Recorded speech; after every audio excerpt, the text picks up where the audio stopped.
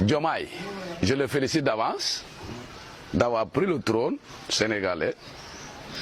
Moi, je le souhaite, n'est-ce pas,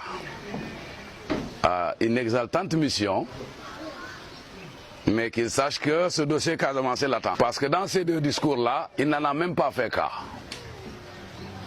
Peut-être que ce n'est plus une priorité pour eux. Ah, ben alors, on verra bien, puisque une crise qui est là, qui demeure toujours. Vous essayez de faire les oubliettes, d'ignorer. Et c'est ça la résolution de cette crise. Nous interpellons ce nouveau-né, celui-là qui est Diomaye, au nom du MFDC. Eh bien, de prendre ses responsabilités.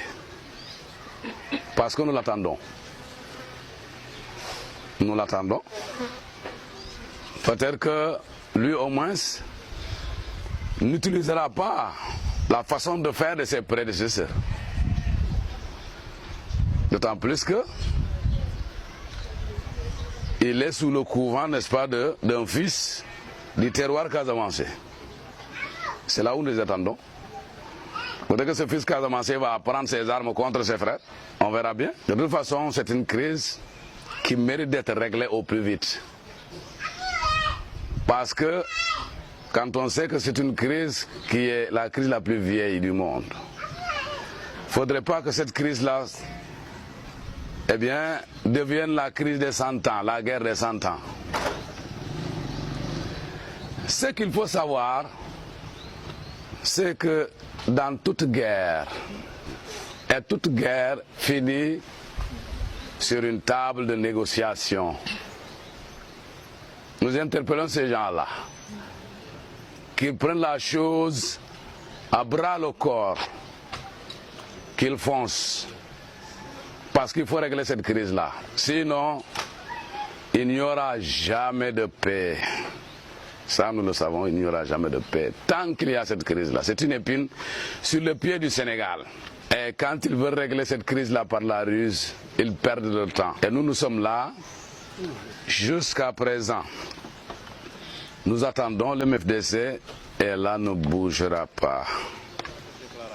Il est là et à l'écoute. C'est suite, n'est-ce pas, aux événements qui sont d'actualité actuellement, ici même à Ziguinchor et en Casamance. Vous n'êtes sans savoir que depuis le 13, n'est-ce pas, il y a une intervention militaire contre les forces du MFDC. Seulement, c'est un événement qui est prévisible. Parce que nous savions déjà que Macky Sall était préparé à ça. Depuis qu'il avait commencé, n'est-ce pas, son stratissage au sud, il est revenu, n'est-ce pas, maintenant pour attaquer le nord. Alors qu'au fond, nous, du MFDC de Mangoukouro, nous qui sommes de Abedja Makoun, qui épousons ses idées, son idéologie,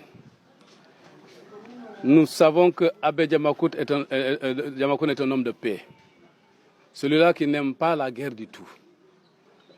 Parce qu'en fait, sa revendication, celle-là, celle de l'indépendance, il l'a posée sur des jalons de la non-violence. Jusqu'à preuve du contraire, jusqu'aujourd'hui, nous ici, qui sommes du MFDC, nous sommes pour la paix et non pour la guerre. Nous n'avons jamais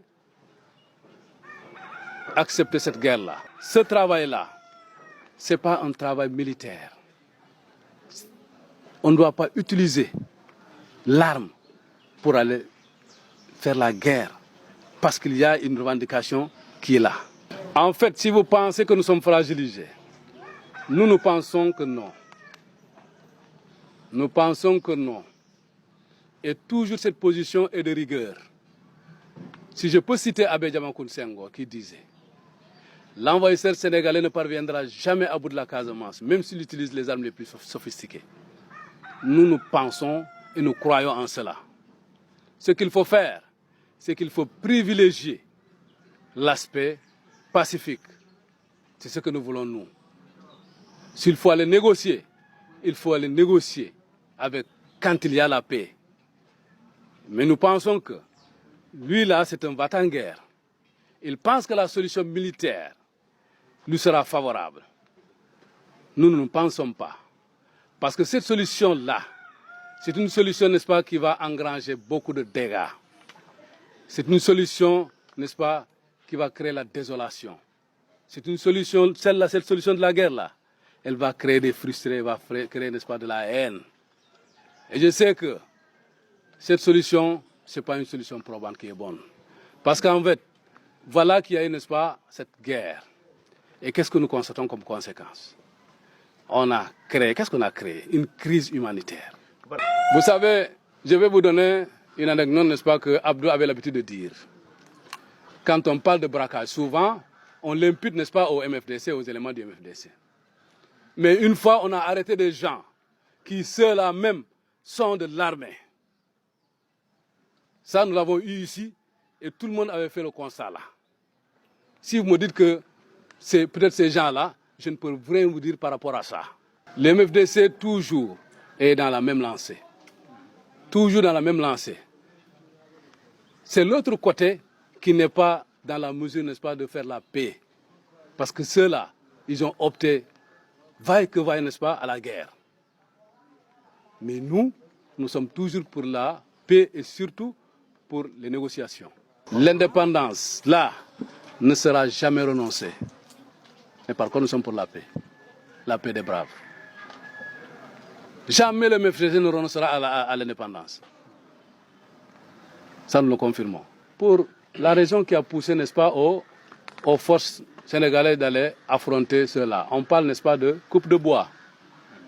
Figurez-vous que ce phénomène-là n'a pas daté d'aujourd'hui. Ce phénomène, n'est-ce pas, est ressorti depuis même avant même, n'est-ce pas, l'avènement de cette crise-là. Et le premier, n'est-ce pas, à lever la voix, c'était Abbé Diamacoune Senghor. C'était à l'époque du gouvernement Senghor. Nous sommes arrivés, n'est-ce pas, dans la crise. Cette crise-là est aggravée par ça. Et nous, de Mangoukouro, nous avons saisi l'occasion là pour lancer un appel, surtout conscientiser, n'est-ce pas, le peuple sur ce phénomène-là. Ici à Mangoukouro même, Abdou Elenkin Diatta a fait beaucoup d'émissions, n'est-ce pas, sur ce phénomène-là, contre, n'est-ce pas, la coupe de bois. Il a fait même des chansons. Nous avons travaillé avec Ali Haïdar. Ceux-là, ceux qui s'adonnent, n'est-ce pas, à ce bois-là, peut-être qu'ils le font pour leur intérêt personnel, crypto-personnel. Mais justement, nous ne sommes pas, n'est-ce pas, sur cette voie-là. Au contraire, nous condamnons, n'est-ce pas, la coupe de bois. C'est que face à ce problème-là, nous interpellons le gouvernement sur ces arrestations abusives.